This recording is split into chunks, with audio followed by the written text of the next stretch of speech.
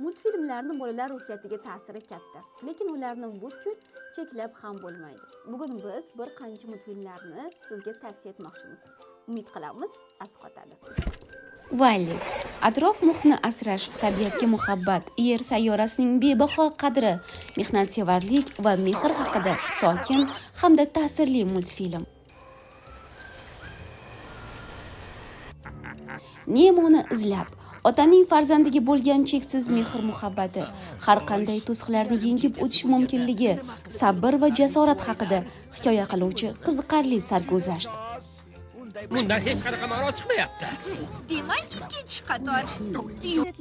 Bosh qotirma, bolaning his-tuyg'ulari qanday ishlashini tushuntirib beruvchi, fantaziyaga boy va foydali multfilm.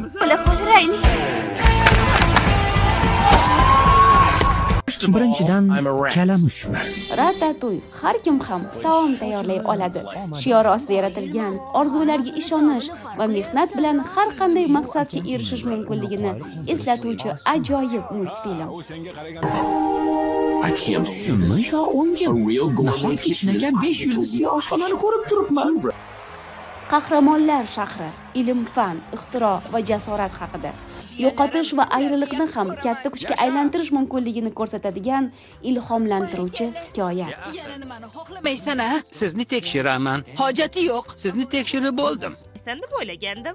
Qani unda boshlaylik. Yovvoyi robot, mehrga to'la robotning tabiat va tirik jonzotlarga bo'lgan muhabbati orqali mehr-oqibat va mas'uliyatni yoritib beruvchi chuqur ma'noli multfilm.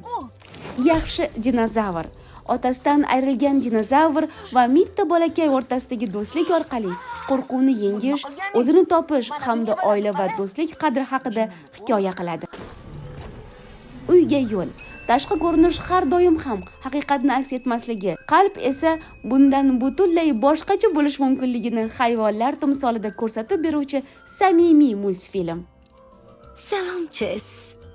Ta'til kunlari ushbu multfilmlarni oila davrasida birga tomosha qiling. Agar sizda ham tavsiya etadigan yaxshi multfilmlar bo'lsa, izohlarda yozib qoldiring.